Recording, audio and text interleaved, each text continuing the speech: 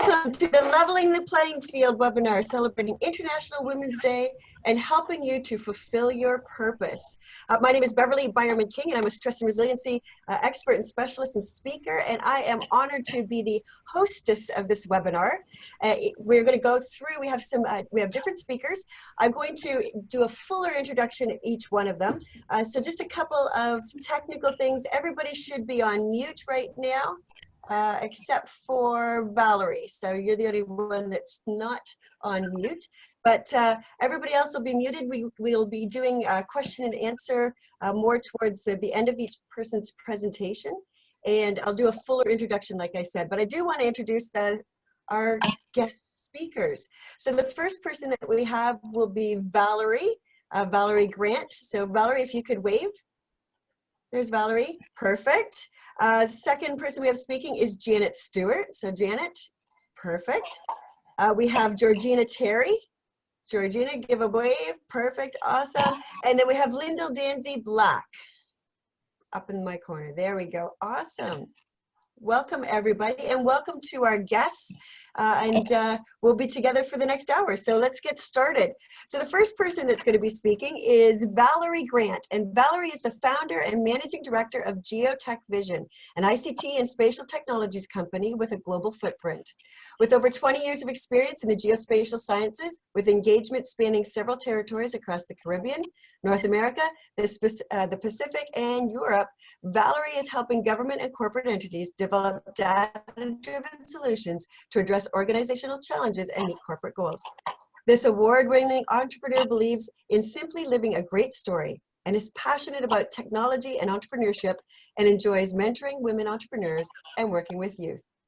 Valrie will be speaking about leveraging technology and business in this digital age and simple, accessible business tools that can be used for digital transformation. Welcome, Valrie. Thank you very much. Good afternoon, everyone. It's my distinct pleasure to be here this afternoon to be a part of this exciting webinar, not only because it is the time that we officially launch our Learning Academy, which we're excited about and which you will hear some more information on at the end of the webinar. So we are going to talk a little bit about leveraging technology for business growth. Today, we're talking about things that you can actually use to empower yourself and empower others, because we believe that empowerment is key. So as you know, there is a digital transformation. And so with that comes a digital paradigm. There has been a shift. So if we look at the next slide, then we are going to see that there has been several things that has caused that shift. Businesses are reshaping to meet this digital age because we live in a digital age. The future is a digital thing, and I like to say the future is now, and this is what we're living. And so the business landscape continues to be shaped by many different kinds of technologies, and technology is just growing at such a rapid pace, as you all know. And the connectivity is what is driving what is there, and small businesses can benefit from that. It's allowing them to participate in things like remote work. When in a situation like this, when we are having like things like the coronavirus, is becoming increasingly important. It's helping businesses to improve their customer access to their products and to their services, and it is giving rise to what has been described as a service business model. And so you have heard of things like Uber, like Airbnb, and these are all examples of the as-a-service business model. These are business models that can be accessed on the go. They're flexible and they're rising, and technology is causing us to be able to benefit from that quite a bit. So what I want to talk about a little bit is in terms of your technology and things like sales. So you're using it for your e-commerce platform. An example of that are those persons who use things like Amazon. You're using it for your customer relationship marketing, managing your customers, making sure that you can manage the entire customer experience and making sure that they're not dropped at any level of that experience. You're using it for your digital marketing, as well as for automating some of that marketing so that it can be done while you're sleeping. These are all things that allows you to have a brand that never sleeps in this digital age. And so technology is helping us to really do that in our sales. It's helping. How about selling on marketplace? I mentioned Amazon before, and the next slide speaks to how marketplace are offering small businesses the ability to scale and to be more efficient. They're allowing them to become more cost effective, to have that big feel without the high overheads, and allowing for smaller businesses and entrepreneurs to reach a wider customer audience. And as well as you have a sense of community. So you don't have to feel as though you're going it alone. And your customers also have that feedback loop. It's also helping you in your back office management. So things like your inventory management, as I mentioned on the next slide, your purchase and supply chain, things like your accounting. So technology is allowing us to not just do standard bookkeeping, which accounting, you know, you have to know those numbers because you cannot grow what you can't measure, right? And so the idea is that we're going to be growing these businesses. So you have to be able to measure that, and technology allows us to have that digitally. We don't have to go back to a book. We can have access to it. We can get executive summaries. We can get the management reports. It's allowing us to better see what's happening in our supply chain. It's allowing us to see when we need to order more inventory or to have just-in-time inventory. Those are the kind of things that technology is allowing us to have a better handle on. So my question to you is, can you run your business from your mobile device?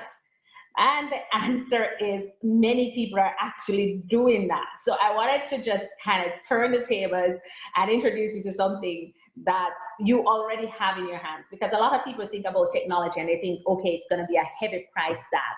It is going to be something that they have to go out and buy, and it's going to cost them a whole lot. But how can you feel empowered with the tools that you already have? Because we all have a cell phone, right? If I were to see the hands of everybody right now, you could just raise your hands. I know that everybody have a cell phone. Yep. And that's the first thing that they actually probably look at when they get up in the mornings, right? So how do we turn that tool that we're so attached to into something that helps us with our business?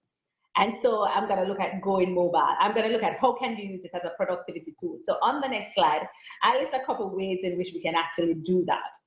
So using it as a productivity tool. So how about your emails? We use our cell phone for emails. We use it for internet.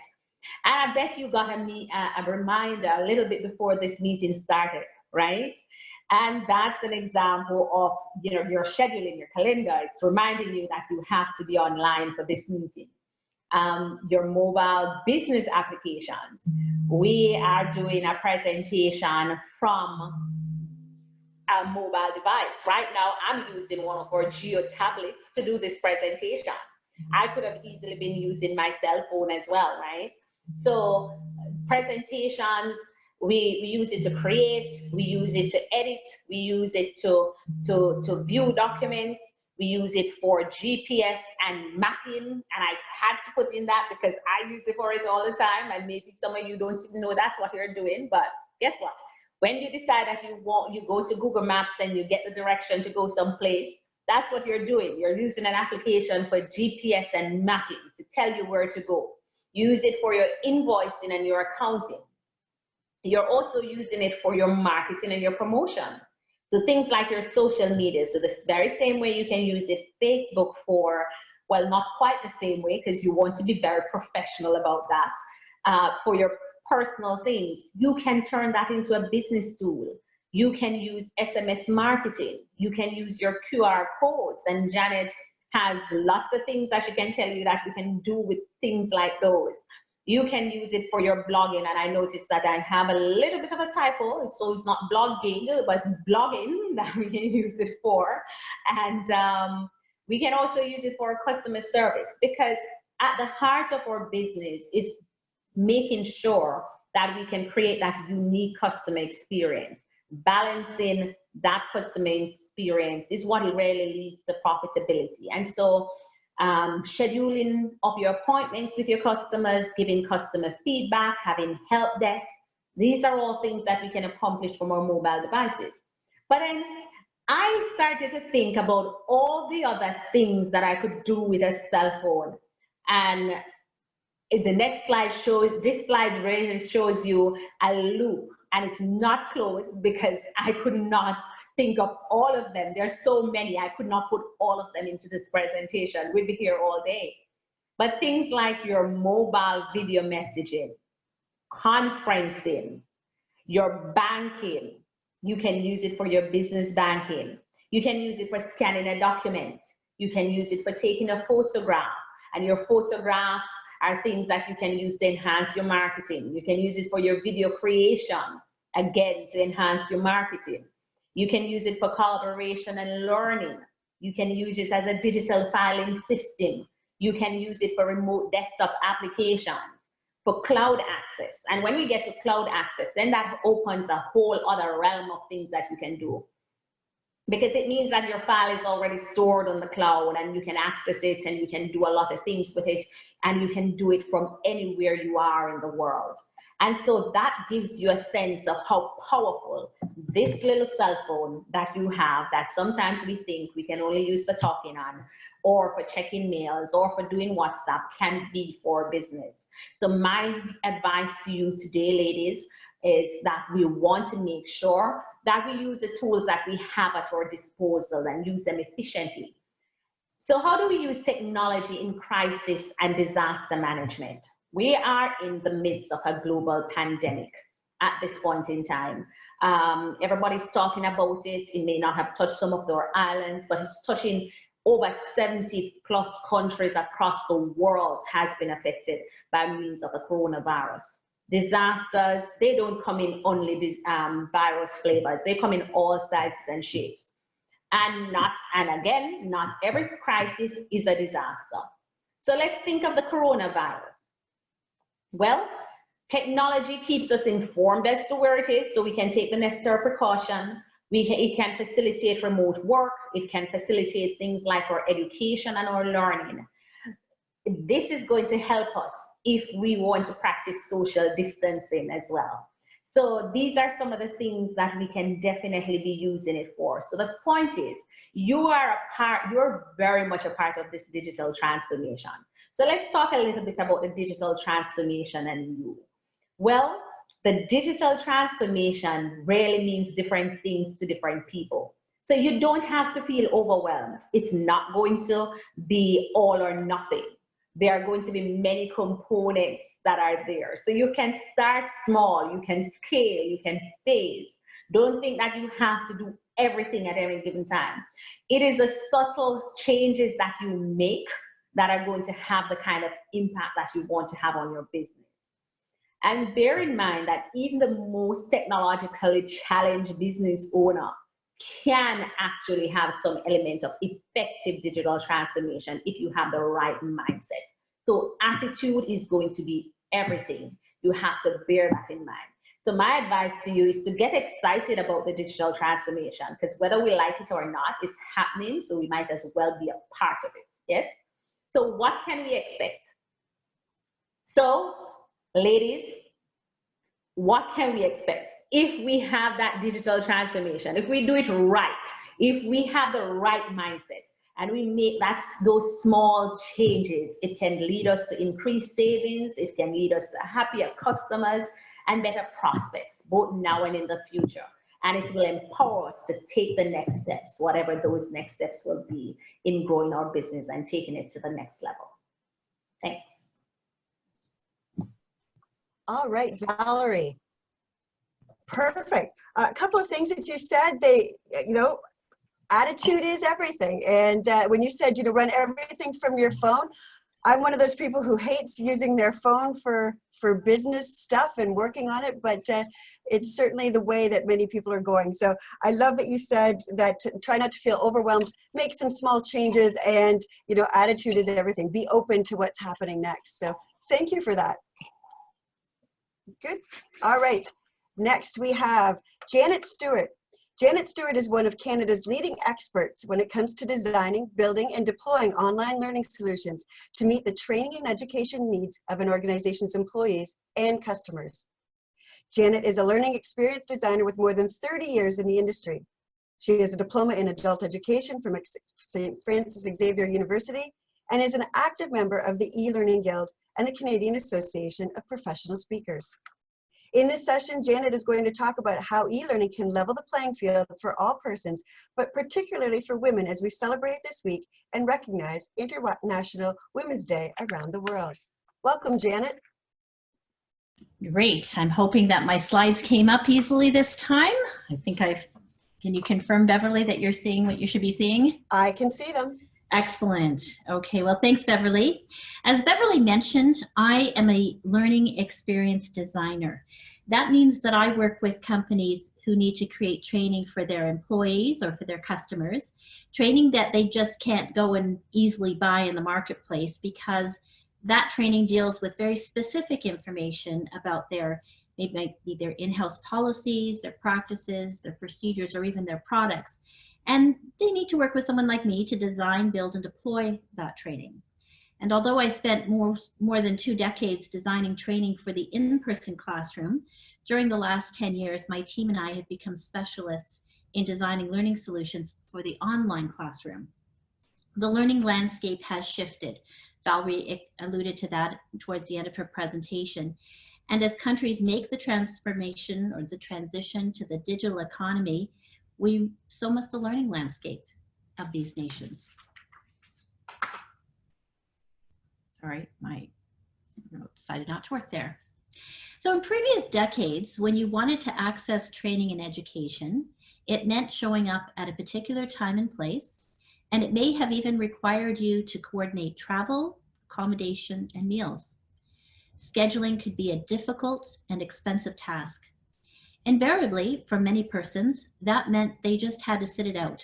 It was not reasonable for them to be able to access the training or education that they needed or wanted, leaving them with an important knowledge and skills gap and no really good way to close it. Fast forward to the 21st century and the year 2020. Learning has never been more accessible to more persons than it is now. The reach of e-learning today is greater than ever, with the most rapid growth happening in emerging economies working to close the education gap. The combination of low ongoing costs, high convenience, and accessibility are transforming e-learning into the predominant global educating force of the 21st century. And on days like this, as Valrie suggested, with the global threat of the coronavirus, meetings, conferences, and training sessions are being canceled around the world. A decade ago, that would have meant that a person's education had to be put on hold, but that's no longer true. We can continue to acquire the skills and knowledge that we need through online training options. Lack of access to training and education has been particularly true for women who, even today, tend to be responsible for the lion's share of domestic and childcare duties in the home.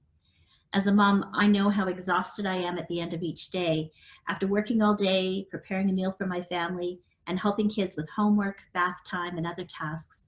By the time they're in bed and asleep, it's too late for me to go out into the community, to a school, a college, or a university, to invest in my personal training and education. But I can go online.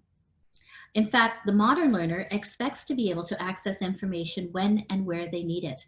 With widespread access to the internet and the use of smartphones, as Valrie suggested, training and education is now available in anyone's hands, regardless of their geographic location or their socioeconomic status, or even kid duties that stretch into the evening.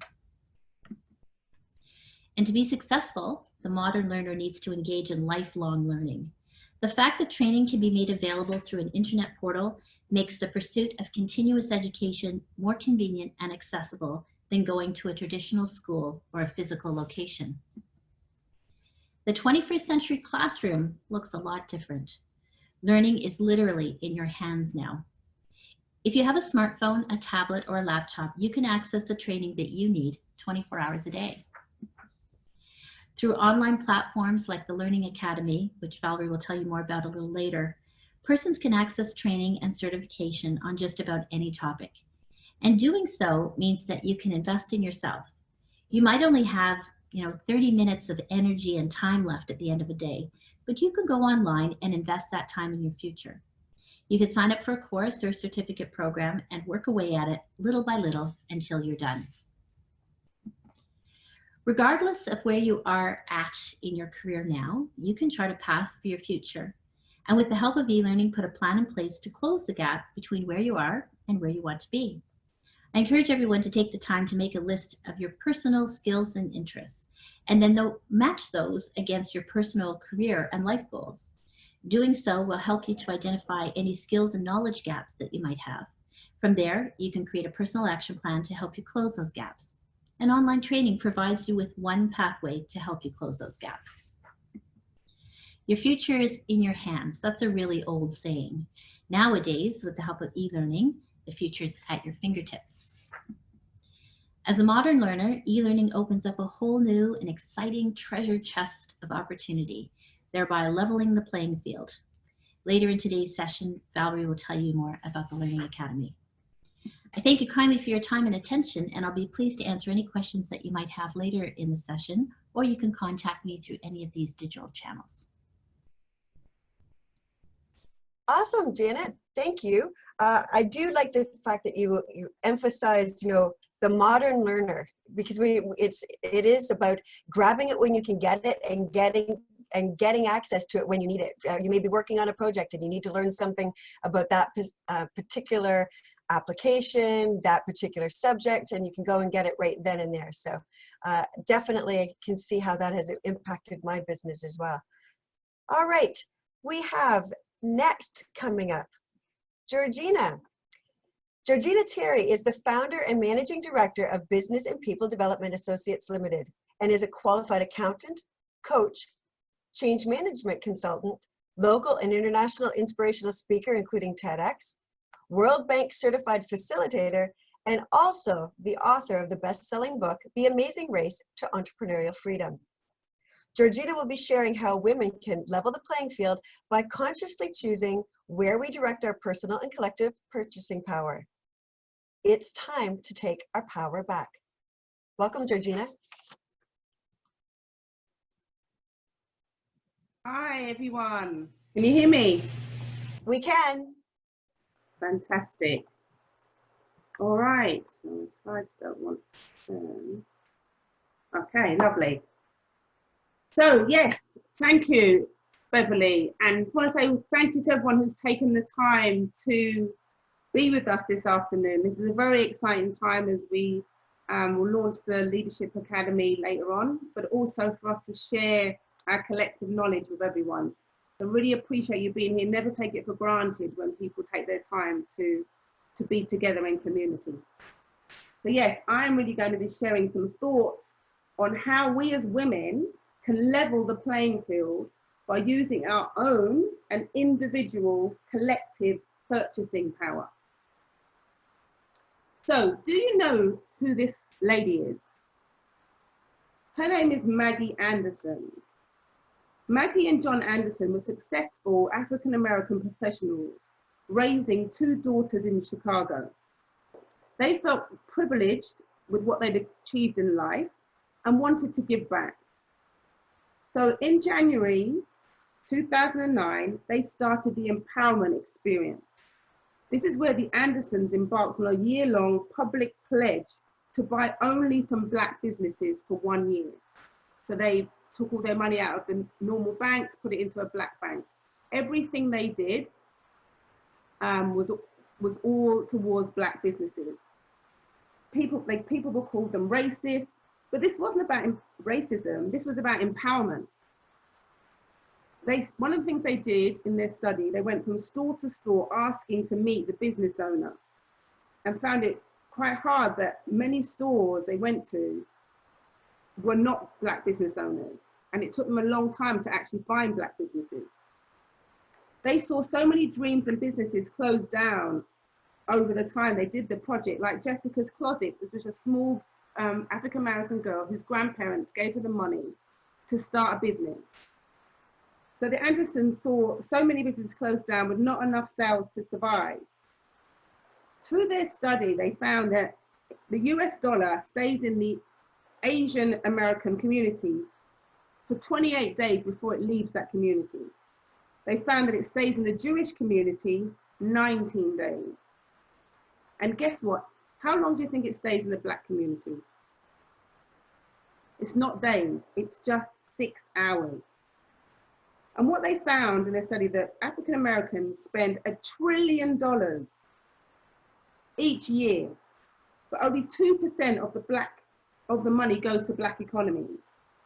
And they said if we went from spending just 2% to 10%, that would create 1 million jobs. Now you could be wondering, why is Georgina talking about Black businesses? This is not a Black empowerment webinar. But Maggie's story really touched me because it talks about empowerment, how each of us collectively can change the course of power by being conscious of where we spend our money. And as women, we can take the power that we say men have and put it back in our hands, so that we have the power, our power, through our purchasing power. And we've been given that away subconsciously, unconsciously for years. And it's time for that to change. In the research that I did, that back in 2013, women controlled $20 trillion of consumer spending. Female income, so that's the income that women earn, this was back in 2014, was $18 trillion, which is more than the GDP for both China and India collectively. Yes, that is where our power is. And this is just the income that women earn, not the income that women influence. So you've got women who actually are responsible for spending the household income. So that spending power is even greater. So 70% to 80% of all consumer spending is spent by women or influenced by that. And by 2028, women will control 75%, you hear that, 75% of discretionary spend worldwide. So we keep talking about men's businesses have the power, but guess what? Are you seeing what I'm seeing? That we are the ones fueling their business through our economic and purchasing power. So guess what? If we've been fueling those businesses, we can turn that around and start fueling businesses owned by women entrepreneurs. So yes, we can take our power back. So how can we take our power back? I'm sure you're asking. So I came up with these 6 steps. One is, you need to look at your own purchasing power, and all of us then collectively. Then do an organizational audit. That's understanding where you're actually spending your money. And then decide on a place you want to start giving that power back to women entrepreneurs. Then educate yourself on where to find them, and then actually make a change. So, firstly, through your purchasing power, the first thing you can do, if you don't know already, is how much do you actually spend yourself or for your household? What is that dollar figure? Or whatever currency you're with right now. What is that? Because that's your power, that's your armor. That is what you can do to change the world. We don't have to wait for governments. We don't have to wait for men to change things. We can change this ourselves purely by being conscious about what we do with our purchasing power. So now that you know the actual figure, what I'd love you to do then is to create an organizational audit. And what I mean by that, like I'm an accountant, so of course I would have to throw an audit in. So one of the things would be to first list out all the areas that you spend money on a month. Groceries, hair, toiletries, food, entertainment, shopping, all of those. List them all out. Or using technology, type them all out. There you go, Valrie. And then next to that, put next to each of the areas that you spend the main names of companies that you actually generally spend your money with. So list all those organizations next to the spend.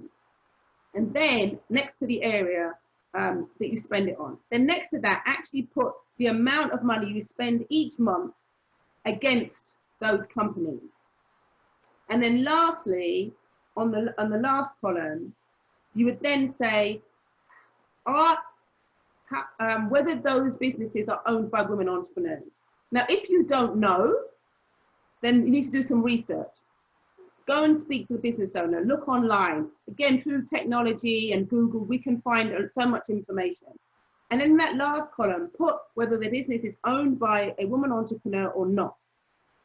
Then at the end of that, of course, a little bit of maths involved, work out the percentage of your income that you are actually channeling towards women entrepreneurs. And then make a pledge that you are going to increase that percentage. Remember, with the Andersons, they said a 2% change with their numbers, from 2% to 10%, increased 1 million jobs. So just imagine if we collectively were able to do that, what we could do to women entrepreneurs' businesses. We could scale them, and by scaling them, we change economies, because when women entrepreneurs earn money, they fuel the economy. So then, now that you've done your audit and you've worked out where to go, you've worked out what your spend is, now think of where to start. Look at that list and say, okay, I'm going to use this particular area that I spend money on. Maybe you purchase food at lunchtime. So you're going to decide that you are going to make sure that all your purchases, or at least 10% or 20% of your purchases each month, is from a woman entrepreneur. So you look at that list, you decide, where am I going to start? Which area am I going to start transitioning and redirecting the power to women entrepreneurs? Once you've done that, then you need to educate yourself about actually where to find these women entrepreneurs that are going to provide that product or service to you.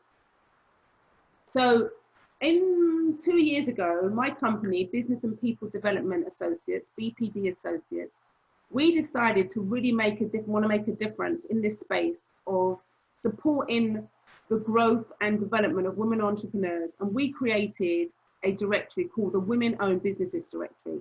There's a link right there. And this is a service where we allow women entrepreneurs, or enable women entrepreneurs, to register their businesses, and we categorize them. So you'll see here accounts, business services, catering. And we basically put this directory together so that women can actually go and support women easily, because you've got women businesses in one place. Makes it easy for you to find. And then also it gives the women entrepreneurs another platform to promote their businesses. So you can use the directory for Trinidad. We are looking to expand it into other areas, into other countries too. But if there's not a directory that you know about for your area, you can go to your chambers of commerce. Or now, there's a lot of pop-ups, a lot of entrepreneurial pop-ups. You could go there and look and see what businesses are there. Meet the women entrepreneurs, and then build a relationship through speaking with them, and then build a relationship with your purchasing power. So that's a great way. So educate yourself, find those women entrepreneurs, and of course, now that you've educated yourself and you now know what you want to change and what you want to where you want to spend your money, now do the actual action. Redirect your power, redirect that income, redirect your money to those businesses that you have selected.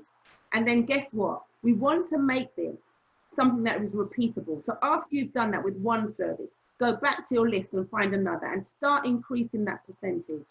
Start taking back our power and putting it into women entrepreneurs' businesses. And by supporting women entrepreneurs' businesses, as I said earlier, the economy increases. But also, even if you're thinking, well, I'm a woman, I'm an employee, how is this going to help me? Yes, I can have more services and other products. But also imagine this, if more women's businesses, sales increase, those women's businesses could scale. And then guess what? Those women business owners are going to take on more workers and more employees. And because they're women-owned businesses, they know what types of services and types of arrangements women need when they're working. So guess what? By you purchasing a woman, even if you're not a woman entrepreneur, what that allows you to create a business that you end up working for, that knows your needs. So we as women really need to be able to support ourselves. The power is in our own hands, and that's the thing, it's been in our hands the whole time. So now that we know that, take our power back and start purchasing from women entrepreneurs. And as you do the same, please share with others and make sure that we collectively, individually and collectively, purchase from one another. So with that, I'll say thank you. You can reach me at any of these areas, and that's me done. Thank you very much for listening. Wonderful, Georgina. That was great. You know, that small little difference, you don't think about it. We talk about whether it's buying locally or buying from women entrepreneurs, all of those kinds of things, those little changes make a big difference. And sometimes we don't think that those changes really matter, but you have inspired me to look a little bit around what my spending is. So thank you on that. Good. Next, we have Lyndell. So Lyndell Danzie-Black is the Managing Director of Cerulean, Inc., a business development, training, and consulting company based in Guyana, co-creator of the 25 Influential Women Leaders Award. She's also the co-founder of the first in the Caribbean Women Chamber of Commerce and Industry Guyana. She is the 2018 alumni of the Women Leader for the World program, program director for Youth Build International Youth Project in Guyana, funded by the IDB, a corporate trainer, a cross-cultural trainer, an executive coach, and mentor, and a regional consultant of the CARICOM Secretariat. Lyndell has coordinated various regional projects, including 4 CariFesta events, which are the largest cultural festivals in the Caribbean. Lyndell will be speaking about leveling the playing field through community empowerment projects, community mobilization, gender equality through economic empowerment. Welcome, Lyndell.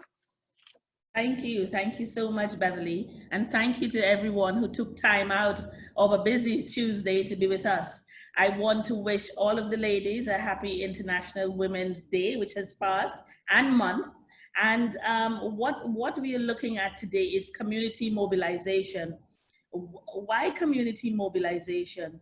Because many of the gender and gender-based activity, whether it be technology or whether it be economic base, will need for many of us to work with communities.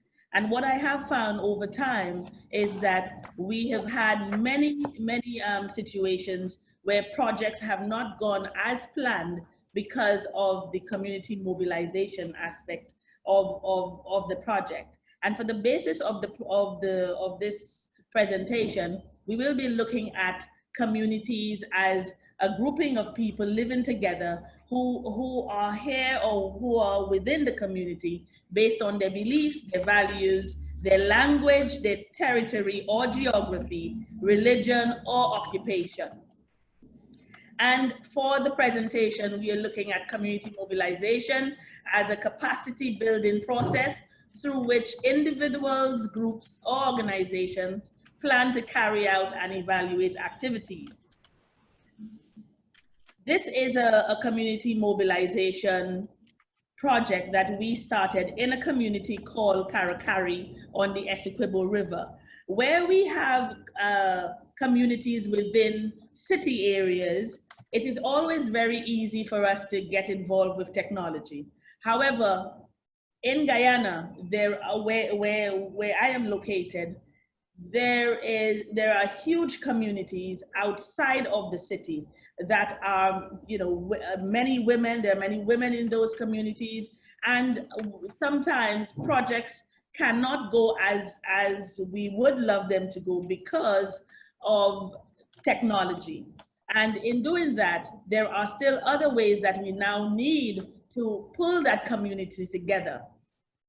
And so we are seeing that community engagement in these communities, those rural communities, work best when there is a long-term cumulative process. So you have to go in, you have to engage. It is not a one-off. It is based on strengthening relationships and basically empowering people, especially the marginalized. And in doing this, the best approach is community mobilization. And some of the benefits I want to look at here, which is that the communities are empowered to decide their own path. The process of community mobilization is to build trust. It also helps those communities to build civil society, because many of those communities are within hinterlands, and because they are outside of the city, a lot of the issues to do with collaboration and partnership may not be as easy as we do in the urban areas. So building civil society is one of the things that we work on and help them to work with governments and other sectors. We also help in doing the community mobilization. It helps us as the project managers to reduce the challenges that are affecting those communities. Challenges such as teenage pregnancies, illiteracy, gender equality, etc. And so we now look at the purpose and scope of some of the community mobilization projects that we've done. It's actually to identify and prioritize the community's needs. We are saying this because we believe that many of our women leaders work within communities, whether they be urban or rural, and therefore it is important for us to be able to identify the priorities, what are the urgent needs, what are the important needs, develop a consensus on the proposal or the plan. We also use community mobilization in informing the decision-making process within the community, and to develop new ways of implementing a community plan or project. In selecting the communities for some of the projects that we have been working on, most times it is, we look at the donor requirement. So if it's the IDB, if it's the Government of Canada, if it is the USAID, whichever one of those donors, they would have specific criteria for prioritizing the geographic location. And therefore, it can be based on socio-demographics of that community. And that's how we would select a project based on a donor requirement. The qualitative and quantitative data that may be available, for example, the income of families, the number of school dropouts, these are things that we look at in selecting a community to run a particular project. As well as in doing so, it is always very important as a leader or a leader of a women's project or women and gender project to ensure that the selection process is advertised on the website, on social media, email into the community, or in some communities, they may not have access to technology and it may just be a couple of corner shops. But you as the leader need to know these things as to how to mobilize those communities. It's always a very challenging process when we are looking at working with the community, because we need to be able to agree on a purpose for the project, and that purpose must be shared by the community. So that will help identify the engagement objectives. It is also going to anticipate the outcomes of that project. It might provide information on proposals, plans, and services, and these are important for us. In planning community events, there are a few questions that we have to be very mindful of as leaders and as project managers, and that is, what level of participation do we want to achieve? Who are the stakeholders within the community? What is the best communication plan? What are the stages of engagement? What resources do we need? Are there any limitations? What are the timelines for the feedback? And what method will we use? These are a few questions that but not conclusive, that I have pulled together in moving forward and working with communities. And there are some principles in working, especially we in Guyana, there are indigenous communities with Amerindian people, people who were the first people to settle in Guyana. And I am sure that there are many around the world that are indigenous. And so there are some principles that we have found works very well in working with these communities. You want to engage a wide involvement, even those persons who do not agree with what you're doing. You want to see yourself as the project manager, as a facilitator of discussions, and to build consensus. You want to avoid a top-down approach. You want to ensure that that as the project manager or as the person who's running the particular event in the community, that the leader of the community is always consulted, and that's important in terms of principles. If you have increased participation, then there would be increased mobilization. So you have to be able to facilitate and build that. High participation equals high sustainability, but low sustainability with little community control can create many problems. And so the community will feel that information is handed down, that there's consultation without influence over the decisions, that there are participation, they will participate, but for material incentives. And the community members would say things like, we don't know, we were just told to come over here. So they feel co-opted. And so a leader is selected. That is not a sustainable approach. We look for, in community projects, more highly sustainable projects, so that there is decision making, that it is a community-led process, that we are learning and growing together, that there's an initiative, this initiative is creating buy-in, and there's a high involvement in advocacy and sustainability.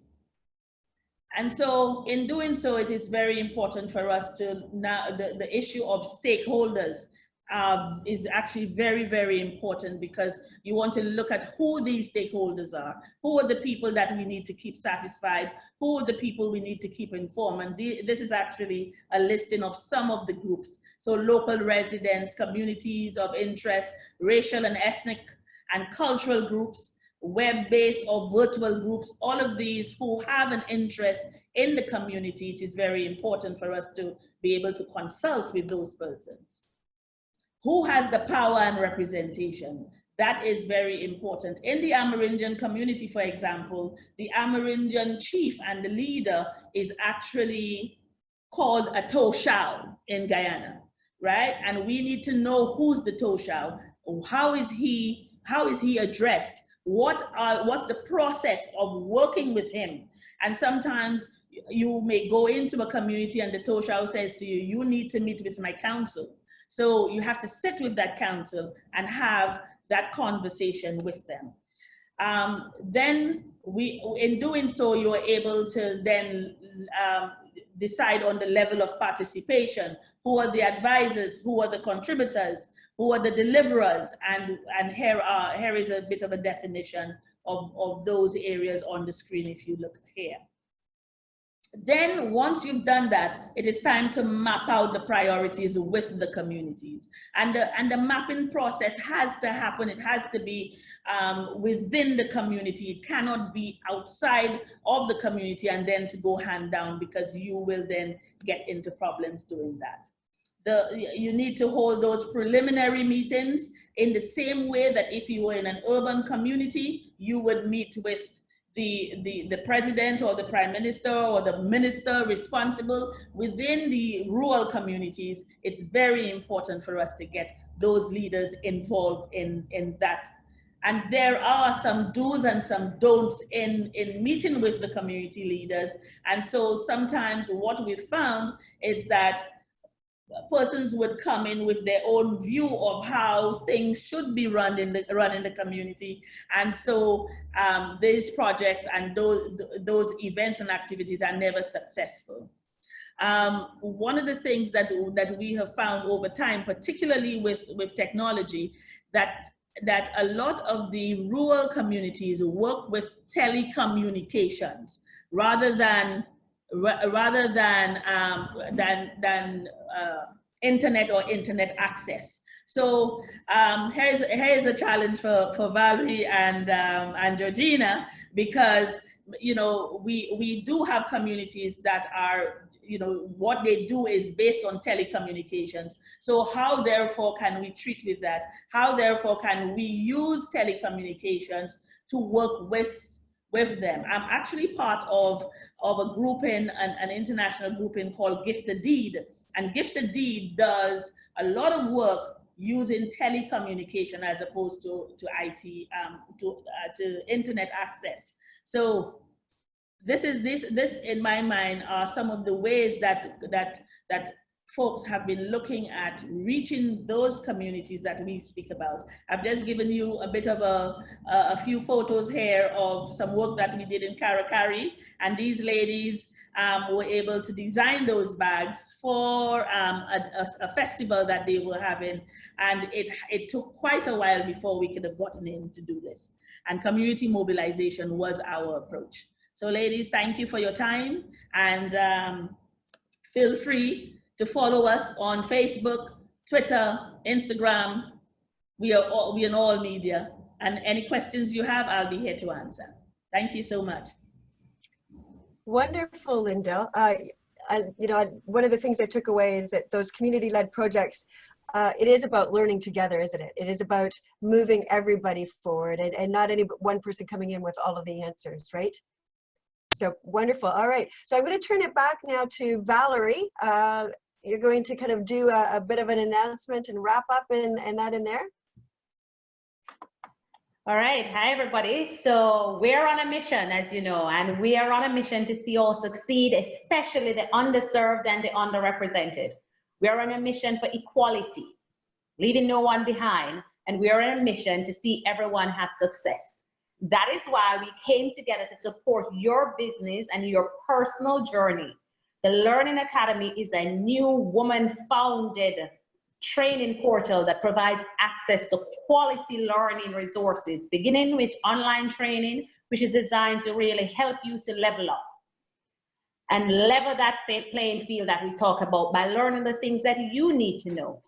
And so it's my distinct pleasure to join with my friends and my colleagues, Janet, Georgina, and Lyndell, to present the new resources that is created by women for all. And so today, join me in looking at the LearningAcademy.xyz, where you will see a brand new portal that is dedicated to providing learning resources for all. And for joining today's webinar, we are offering you, and we'll be sending this information to you, a 40% discount on your first course from the Learning Academy, and that will be valid for a 7-day period. Okay, so I know that there are questions that has been going, so I wanted to make that quick so that at least if we still have a minute or so, we hand it back to Beverly so that we could take questions. Perfect. Thank you, Valrie. Okay, so I did see one question in here from Lisa. Lyndell, this is for you. The strategy for negotiating, what do you do when the funders, when tension mounts and their views of the project differs from the community? So can you, I know that's a big question, but if you could do a brief answer to that, that would be helpful. That's a big question, but how I have dealt with it is that to always start with what the community needs, because the community is actually the beneficiary. So even if my funder may be saying that this is what we want to do, then we will have to say, well, we can't do this because the community requires X, whatever that is. The community you could actually have a situation where it can go counterproductive, where you have a community totally breaking up a particular, building if that is not what they wanted. And so the showing respect to the beneficiaries and what they need is very important. So that's one of the challenges for you as a project manager, to say to the donor, hey, the Toshao said, the community said, this is what we require instead. Good answer. All right. I don't see any other questions. I think we've done a great job of everybody identifying, you know, from technology to community and all of those things. I think, oh, let's see. Oh, maybe there is another. Nope, I think we've got the answer there. I think we're good. All right. So just to wrap up, I want to thank our guest speakers. So we have Lyndell, we have Janet, we have Georgina, we have Valrie. I want to thank you very much for your presentations. On behalf of me, Beverly, I want to thank you, you know, for all of these things. It really comes down, which is in my area of expertise, which is the resiliency piece. And all of that resiliency is around helping each other to live that full and flourishing life, and to be all that we can be. So I want to thank all of you for that. I hope that you take advantage of the new learning portal. I think that's an exciting project that the four of you are working on, and I can't wait to hear more about that as it grows and expands. So for the rest of you, thank you for joining us today, and we are right on top of the hour. So thank you for joining us, everybody. Have a great afternoon. Thank you, everyone, and happy International Women's Day week. Thank you. Bye-bye. Bye. Bye, everybody. Bye. Bye. Thanks.